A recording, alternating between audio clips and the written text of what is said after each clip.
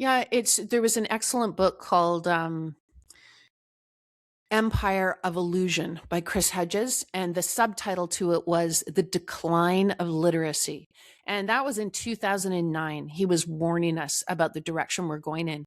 And, in the Gaslit Brain, I only said one line, one sentence about AI, because in many ways, AI is very much a gaslighting mechanism. It takes people's hard earned creativity and critical thinking and ideas and knowledge, and it just gobbles them up and then spits them out. It's really remarkable. And we call it intelligence. Well, no, it's not. It's just robbing people's work and their voices, even in their faces.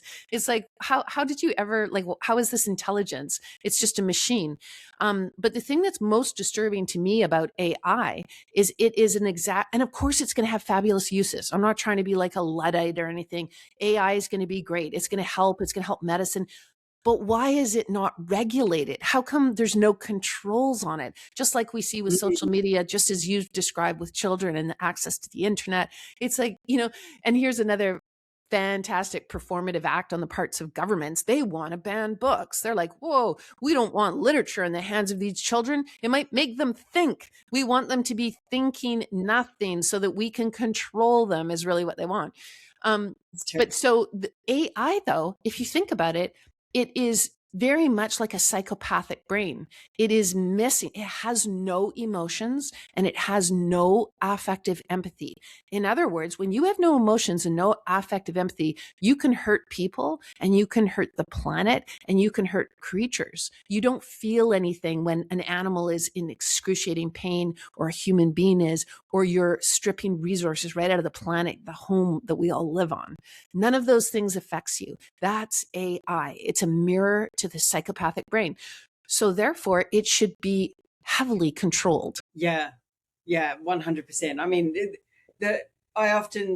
my advice to people when they use ChatGPT or any of the AIs is don't give up your IP.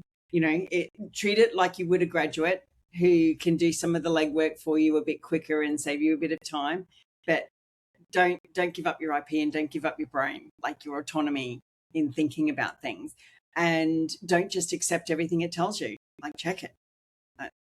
It's wrong a lot of the time because it actually can't think. And that's the illusion. It can't think and it can't feel. Therefore, it is not human. It can't replace you.